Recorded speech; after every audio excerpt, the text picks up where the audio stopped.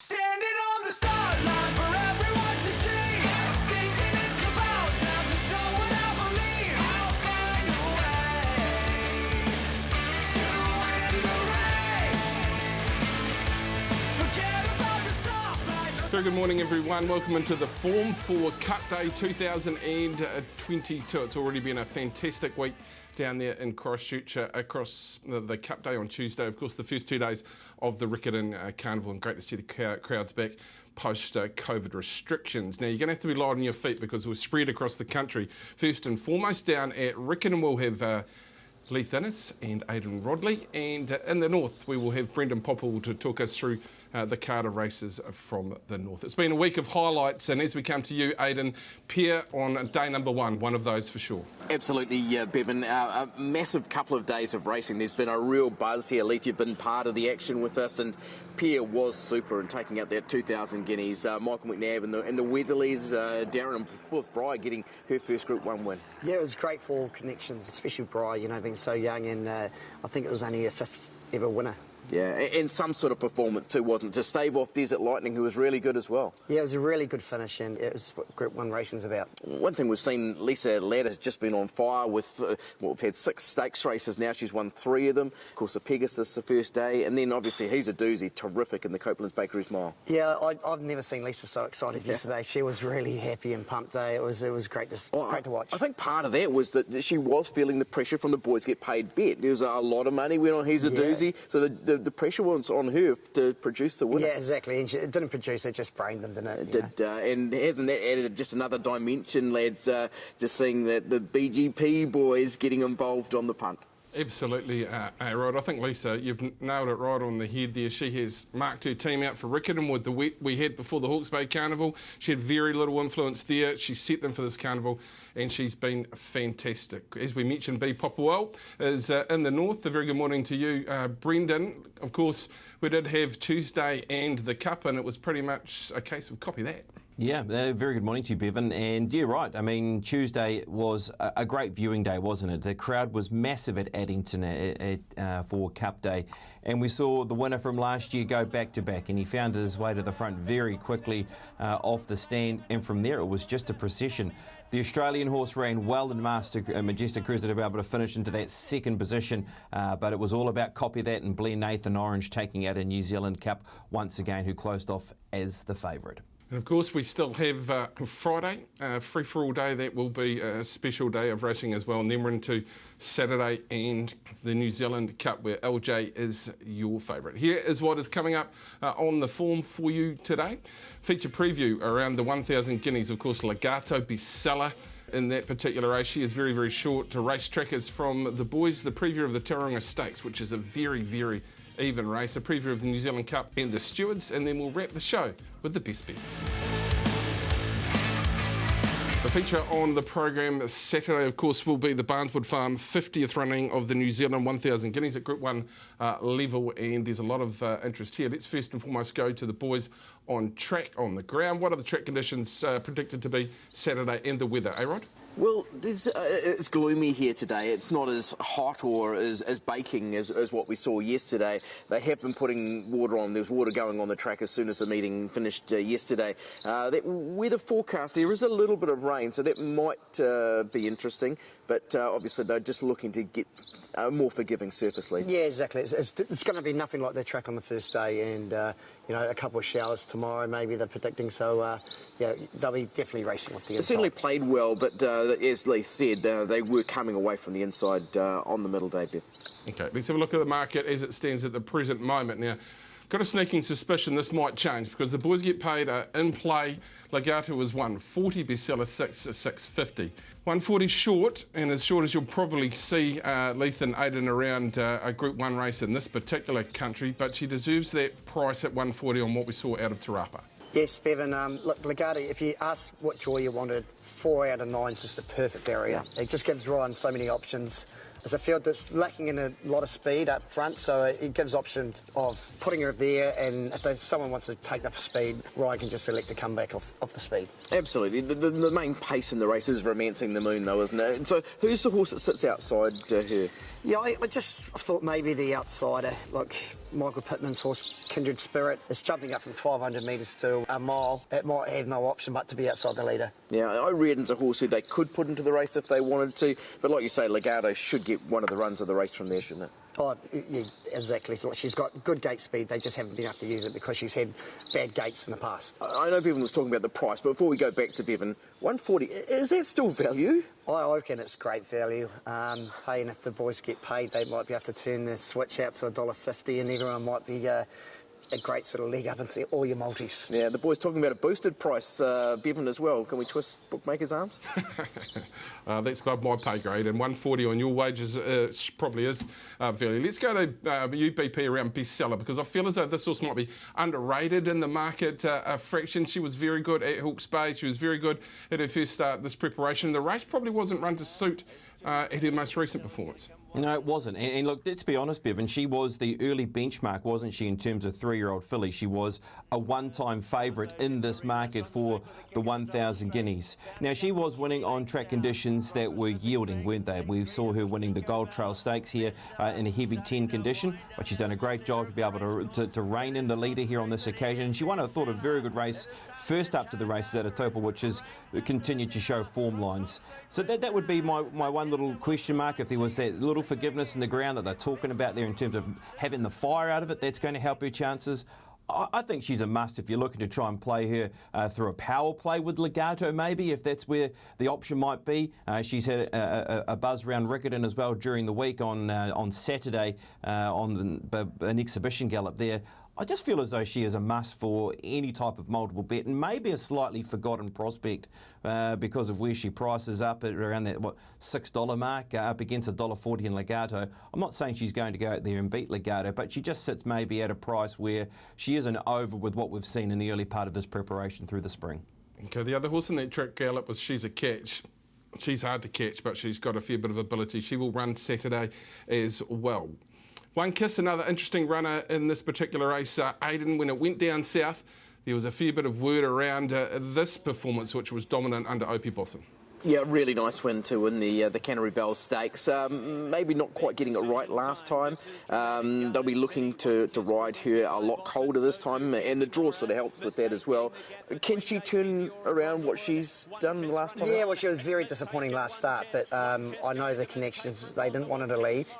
And look, her work here on last Saturday was first class. She's a beautiful filly. I wouldn't be surprised if she turns that form around a little bit. In this Canterbury Bell form, Bevan, there's others who come through this race, so it is definitely a guide. She's got a few lengths to make up on Legato to be competitive for mine, though. Okay, we're just seeing Romancing the Moon and One Kiss in their track work. Aidan, did you see this in person? This was the exhibition gallop on Saturday, so we saw One Kiss basically give Romancing the Moon a 4-length head start, come up and go on terms, but of the two that we've seen work this week at track work, Romancing the Moon is just going on leaps and bounds. Josh Parr really gave her a decent workout here on, I think it was on Tuesday morning, so she's going along really nicely. Yeah, I think, Josh, if it was me, I think there's a bit of a question mark on Romancing the Moon getting a mile. Right. So I think they might take the easy option of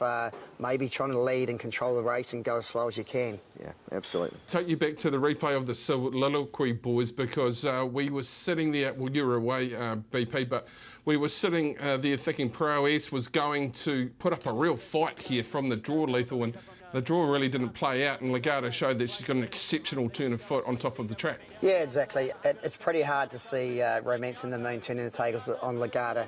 But funnier things have happened in racing.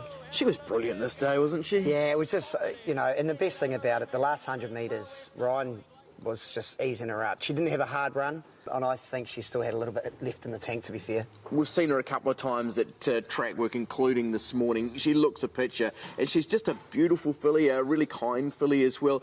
We did catch up with Ryan Elliott and get his thoughts about today's work. Ken just asked me to give her a nice little 1,000, just give her a little wind sprint, and she galloped really good, actually.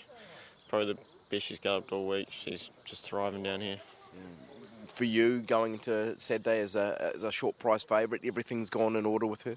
I think me and Megan we're going all right with getting it sorted, but hopefully it should be right. She looks bright, and she looks like a lovely filly to do anything with. Is that the case? Yeah, she's really cruisy to do, and just she's such a low back horse. You actually got to get her to work and get her to do it properly, but she's pretty cruisy to hang around. Yeah, how exciting going into the weekend, getting on a filly like her in a Group 1 like this. Yeah, it has its question marks, but everything's going well, and hopefully just produce the right run. Those question marks, is it around pressure and expectation? I think mostly it is. Like everyone's pushing like this is $1.60 favourite, blah blah blah. But there's no pressure, no stress. It's just how the race runs. Are you excited? Oh, you have to be. He should be, because he is on a gun filly. Let's get the thoughts of the boys around their selections. We'll go back to you, Aidan and Leith, first and foremost. And before we get your selections, how many of those sausages in the background did you get into, Rod? Well, no, we're just in the background, Sweens. I just leave that to the workers. Legato for me by length. So I think this could be a street job for mine. Yeah, it's the same. It's just a no-brainer for me. Even I think if she was taking on the boys last week, I think she would have won that race as well. BP, your thoughts? Yeah, look, to try and make money off the race, I think there's a way of trying to just leverage off that 140 and maybe look for a power play. Maybe try and find a power play that's going to be in that 180, 210 zone. You've got horses so you take a Legato to win into a bestseller, top 3 or top 4, probably make it a top 3 market, I'm guessing, or Romancing the Moon. Try and find that other horse that you like that can finish in the money and behind Legato, and that will be the way to try and make a little bit of money and extend that price out if you don't want to get around the $1.40. Okay, the feature on the program, 243, the Barneswood Farm 50th running of the New Zealand 1000 Guineas, and I don't think the bookies will boost Legato. Important part of the show, get your pens ready because it is race tracker time, and we'll first and foremost head down to you, Aidan. You'll focus at Riccarton. Exactly. I've got one who's going to run on the last day of the carnival as well, Fediken for Sam Wynn. The run here on the first day was massive. You're looking for the horse who's just getting cluttered up at this point, but once clear, really dashes, runs home in the quickest last, 800, 600, 400, 200. Just look at the way that this horse finds the line. She's a high-class mare. She ran, I think, 4th the first day, this day last year, then came out and won the last day. So the carbon print's all ready to go with Fediken. Leith, who's your tracker?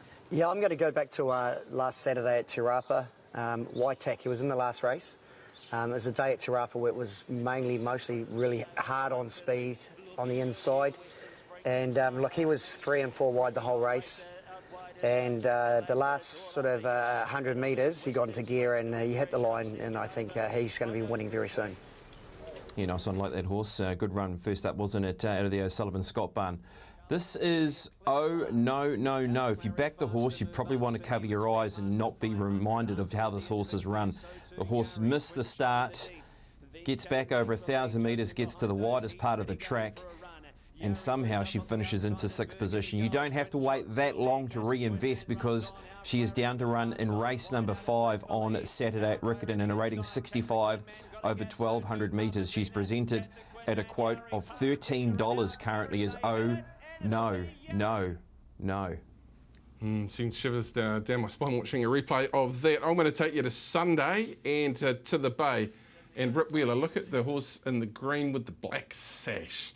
It runs 11th. I think it should have had a singular one by its name. Horse comes across it, it then dives back towards the inside. Race is over at this stage, but if you just watch its last bit of its work, it runs into brick wall after brick wall in the home straight and tries to change ground again.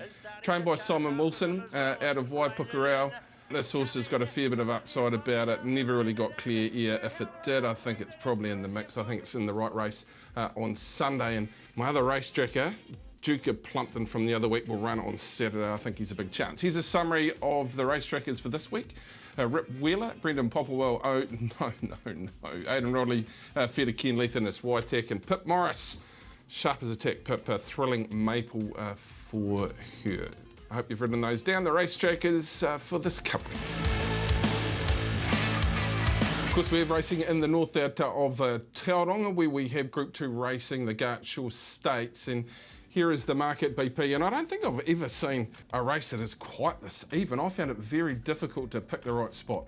Yeah, this is a good race. Group 2, $120,000 race. Conditions there out of Tauranga are rated in that soft 6 bracket at this early stage. There is the likelihood of some rain through Friday, so just keep a watch on where conditions sit as we record this on Thursday morning, with just where that track condition might be. The likelihood that it will sort of be passed by Saturday, so there's just some showers in the forecast, so soft 6 currently as we record. Look, first of all, we'll chat about demonetisation. He's a horse that, look, I've been with him since his Foxbridge run. He's run 2 poor runs through the Hawke's Bay Carnival. I don't think he likes travelling too far away from home, to be completely honest with you, and his best run back since the Foxbridge was on his home track when finishing into 3rd position in the Balmerino Stakes on Melbourne Cup Day. This was over 2,050 metres where he's in the fight here, isn't he, where Defibrillator's out wide, the mare closer, and he's in between horses and finishes into 3rd position. Coming back to 1,600 metres is not a bad thing for him. He's a horse who's capable of running from 1,400 metres to 2,000 metres is this runner. He'll get the conditions to suit. Just a little bit of fire out of the track. We have seen him on those really testing heavy tracks that he has turned his nose up, especially in the Livermore Classic when away from home, as I said beforehand. So the likelihood of it being in that 6 or 7 bracket, and even if it's a better surface, won't be an issue for demonetisation. You've got a good draw, and Craig Zaki is aboard. Right, let's move to the Group 1 out of Matamata. Of course, this was the Arrowfield won by Le Creek. And a chance to line up Prix de Fer. Now, Prix de Fer, every time we see him just come back a peg from those Group 1 races, he's highly competitive in these type of events. And that's not to say that he's not competitive in Group 1 races, because he is. He ran 3rd here in a Group 1 in behind La Creek and Mustang Valley. His last run, I think you can just completely forget about. He was beaten on a very heavy surface, which is not his go now in his life, where he just doesn't go a yard in those heavy track conditions. He's awkwardly drawn over the 1,600 metres, but he's a strong chance because of just how well he runs in these type of races. Chance to line up a couple of other runners here. I thought the Perfect Pink was a horse who was able to do everything correctly late here in this race, and I think she's probably the one to beat in this race. This was a race that was won up front. It was all about those that was able to steady the race, and that being Dawn Jessie, and there were some eye catchers. Self-Obsession, who was in this race, who's then run well the following start at Pukekohe, and the Perfect Pink with the way that she's gathered up good strong momentum in a sprint home and aided by those sitting close to speed.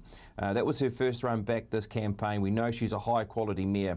Off the back of that run and with how she was able to hit the line, and if she can get into a better position in this race, I thought she might have been a bet. She's sitting around that $6 mark currently with Warren Kennedy doing the riding for Mark Walker. And Gino Severini, of course, who was in that race too, finishing into 4th position. Overall, Bevan, this is a super field, Group 2, with $120,000 weight for age, and I think we're going to get see a lot of these horses progressing towards our weight for age features like the Captain Cook, and then obviously working their way towards Boxing Day.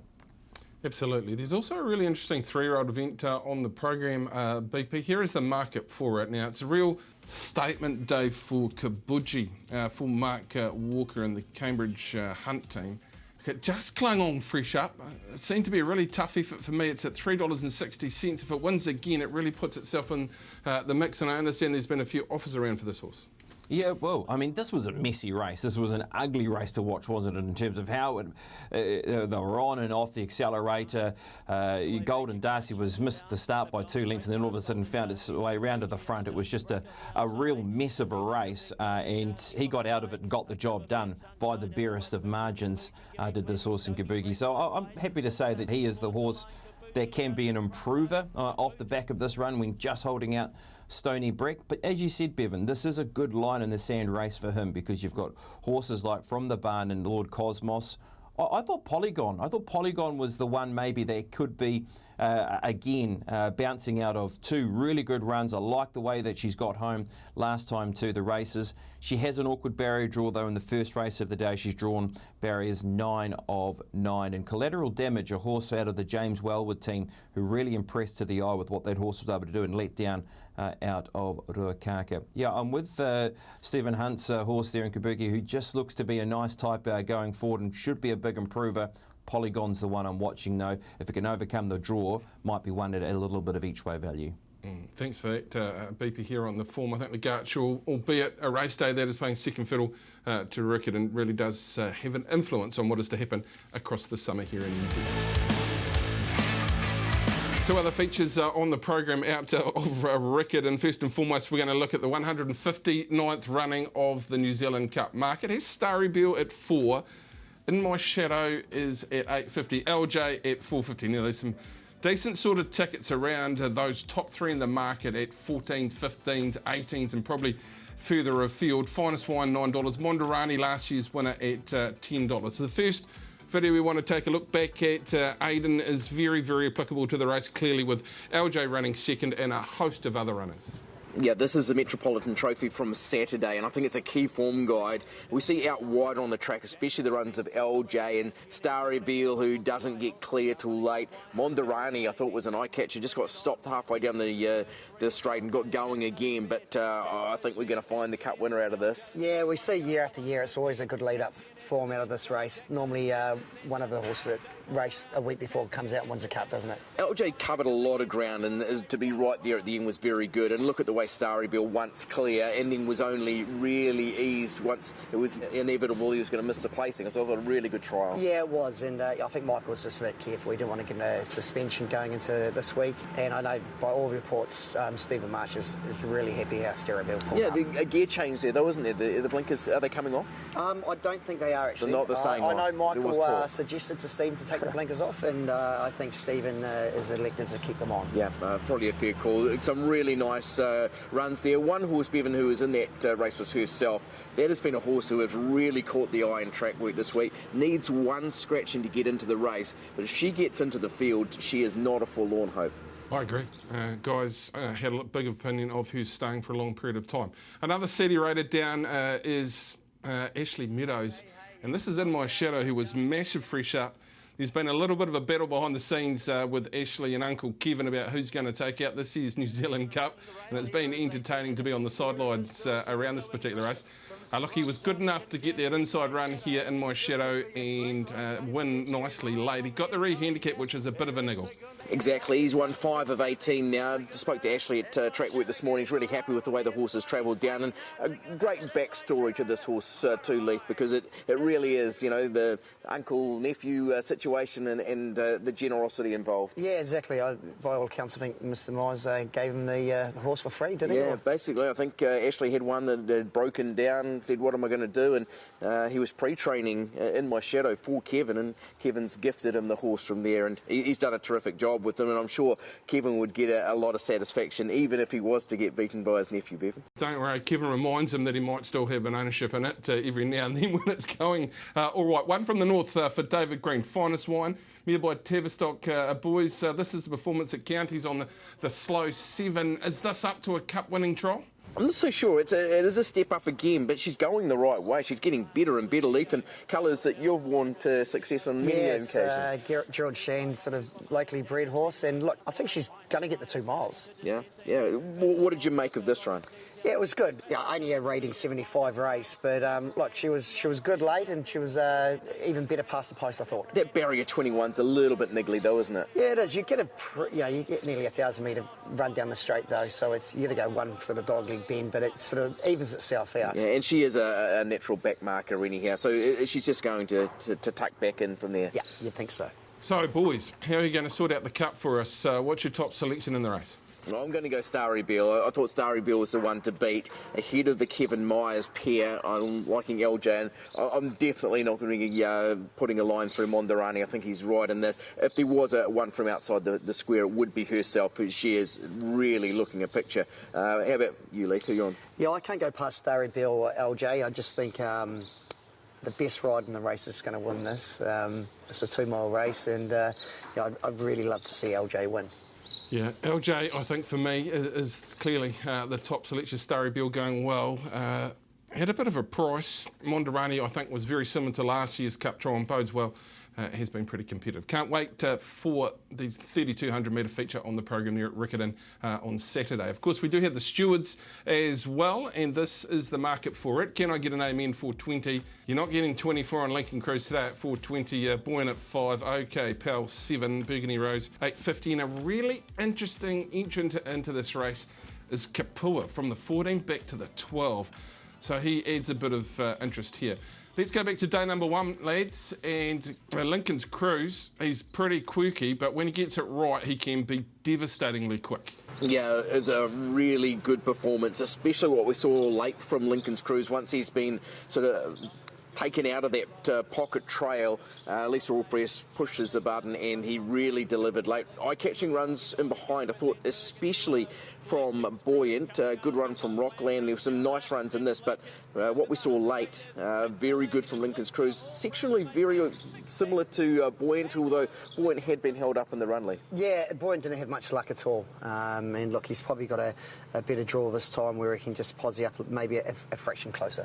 Can I get in, amen, for a guy, Larry's fresh up, very capable in that state. It's run 109 in the past here, Aidan, and trolled up nicely. It's just got a bit of Guy Larry sting about it here. Absolutely, we know what he can do with a sprinter. He's got that terrific record in races like the Telegraph. Can I go and name in? Arrived down in Christchurch yesterday, so a late comer here. She's had a little bit of a look around the track here this morning, and Craig Grills to ride from Barrier 1 off the back of what was a pretty encouraging trial there. Yeah, it was, and yeah, we've seen Guy Larry do these sort of things before, where he runs them fresh up in a listed race, and they come out and they normally go pretty well. Yeah, there's real market respect around for her too, isn't there, Bevan?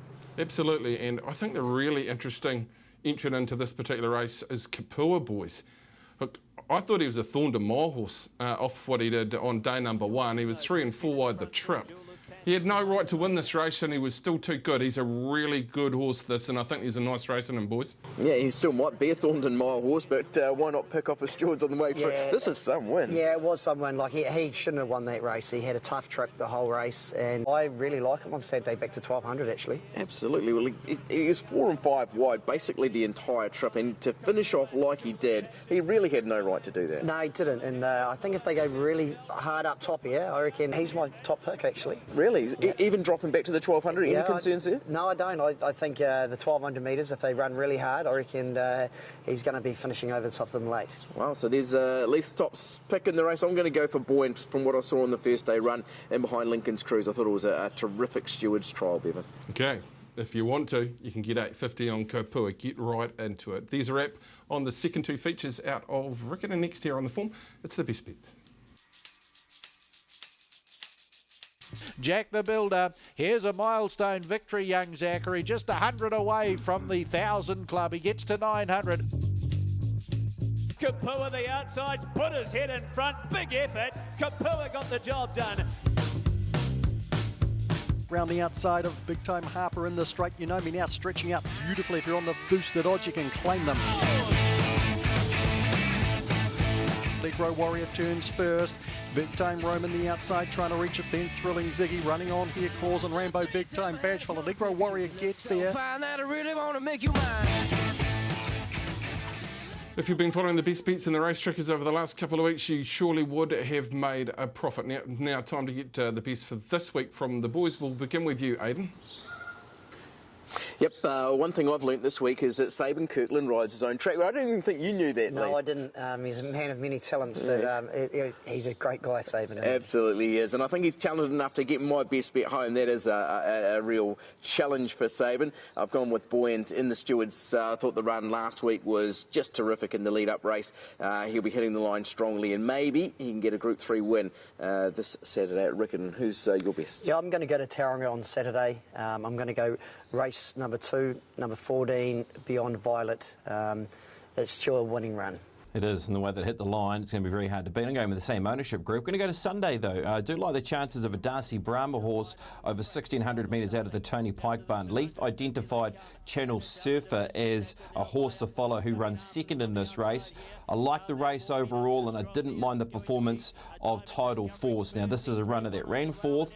The track condition was sitting in that sort of slow 7 by this stage. I think this firmer surface and more distance of 1,600 metres looks ideal for him on Sunday at Hawke's Bay in race 6. I am going to Hawke's Bay as well, and I am in race number 4 on the program, and a horse called the Stony One. Now, Guy has 2 horses in here. Podium's also very talented. I just think this horse Fresh Up will have the advantage. And look, that's Pisco Sour that came across it, which has a lot of ability. Disappointing at its most recent start at Awapuni, and Farraleone is out wide. So the form around this race is really strong. I think it's got the right draw. It's getting 3 kilos off down to the 57 in the right race. So I think the Stony One Sunday at the Waipukaro meeting at Hastings. Let's have a look at all the best bets for this particular week. The boys have given theirs the Whale. Here's with Advanced Party. Pip Morris, a thrilling flurry on Friday in race number 8. Leith Innes Beyond Violet Saturday. Aidan Rodley Buoyant Saturday. Justin Evans with Buoyant on Saturday. So a double up there. I'm with the Stony One on Sunday, and Brendan Popplewell with Tidal Force on Sunday. That is a wrap on the form for your New Zealand Cup Day edition. I hope you enjoy the remainder of the carnival from the team here at the form. Aidan Rodley, Leith Innes and BP, we bid you a very good morning.